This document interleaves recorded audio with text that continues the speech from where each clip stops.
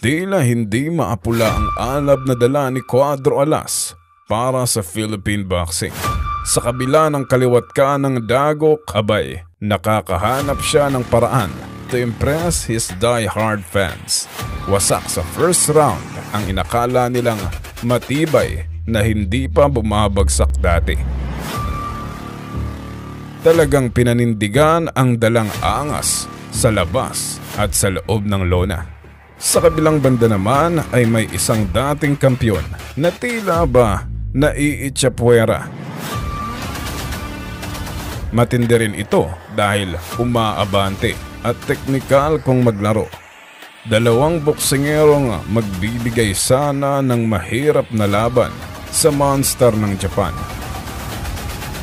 Paano kaya kung itong dalawa abay biglang mag-cross ang kanilang landas? Alam naman natin may pagka-threat to si Casimero eh. Talagang it's sa panoorin eh. Hindi lang siya nagsasalita. Talagang ginagawa yung mga sinasabi niya. Sa videong ito ay ating talakayin ang pwedeng sabihing dalawang outcast sa dibisyong kontrolado ng Japanese monster.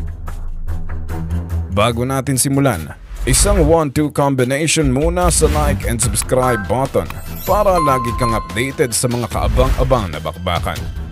Sa point of view ni Casimero, itong si Akhmadiliev ay high risk, high reward dahil nakaposisyon ito sa 4 na sanctioning bodies at mandatory ng WBA. Sa point of view naman ni Akhmadiliev ay high risk, low reward itong si Casimero dahil nga mas mataas ang rank niya at baka madali pa siya. Naloko na. Paano ba nasabing outcasts? Palyado sa timbang, walang humpay na kontrobersya, end of contract at kung ano-ano pa. Ilan lamang yan sa realidad na kinakaharap ng Pinoy. Ultimo mga Japanese boxing fans ay itinataboy na siya sa potensyal sana na showdown against their very own. Spectacular way, like a spectacular knockout, good win, call out, Inouye again, hopefully get that fight, that big fight, All for nothing, pero marami pa ring sumusuporta at nag-aabang tuwing siya na ang sasalang. Both of them are wilded out here, Al, in round 2, but Casimero far more effective as he dropped Mike in the round and that lead right hand to the body, crushing the rib cage. Habang itong Uzbek former champion naman ay maligalig dahil mandatory na, abay pumiglas pa. Ayon sa team niya, umiiwas di umano si Inoue dahil mas nilabanan pa ang ugod-ugod na si Duhaney. It doesn't make sense naman kung takot si Inoue dahil lang tumalo sa kanya na si Tapales at ang sinasabing iniiwasan niya dati na si Fulton, abay parehong knockout ang inabot. Wow, Inoue is coming, the monster is coming. Ngayon, napapaisip pa rin ang mga fans kung ano ang next move ng kampo ni Casimero. Recently, namataan ang Casimero brothers sa baluarte ng multi-billionaire politician Chavit Singson, backer ng ngayon WBO #1 contender Charlie Kings Warrior Suarez. Alam naman natin na magkaibigan at may iilang partnerships si Boss Chavit at Lolo Bob during Pacquiao's prime. Boxing is business, kumbaga, pera ang nagpapatakbo dito. Partikular na ang mga bilyonaryo sa likod ng eksena. Madaming fake news ang naglipana. Hanggat wala pang official announcement, abay stay put muna tayo. Si Akhmadiliev naman ay gigil nang makabalik bilang kampiyon. Mandatory na sana, abay tila mailap ang Japanese monster sa kanya.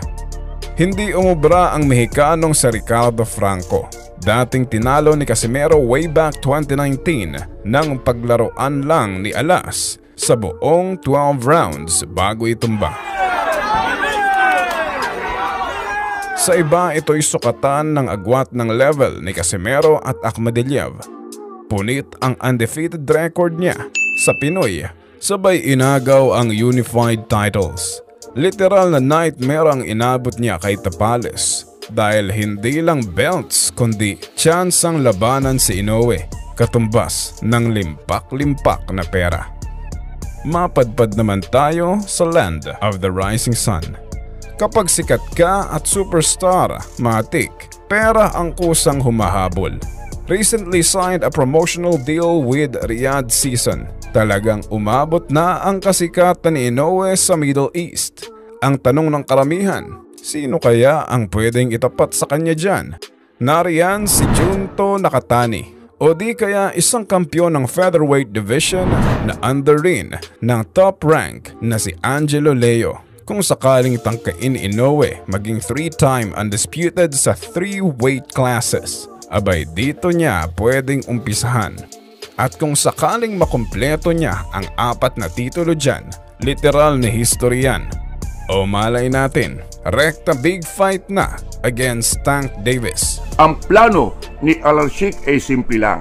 Mag-create ng super mega boxing league. Ang gusto niya yung mga laban na gusto ng mga boxing fans. So nagagawa niya ito, hindi magawa ng iba. Siya nagagawa niya. You see, strategic din kasi kung sa Saudi gaganapin ang mga big fights. Alam mo ba kung bakit? Let's say ang main event ay ginanap ng 3 PM sa Saudi. 9 PM ito sa Japan at 9 AM sa Amerika at mga karatig na bansa. Kumbaga, mas malaki ang target market dahil usually time gap ang madalas detriment kapag usapang pay-per-view worldwide. Ayos yan dahil panay na lang kasi Japan kaya nababansagang pagong ng ilan. You know I'm strong, man. Inoue! You're Inoue! Come on, man! You're a monster? Motherfucker! No, you are no monster. You are a Japanese turtle. No monster, man. Isang Pinoy na tila kaliwat kanan ang kontrobersya at tila ba sinasampal ng kamalasan. At isang Uzbek naman na gustong ma-reclaim ang kanyang trono. Kaso naiitsapwera dahil di umano sa mga tactics behind the scenes.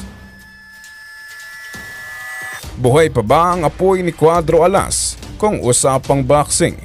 O kung sakaling magtuos, ito ba ang magpaparetiro sa tumatandang Pinoy?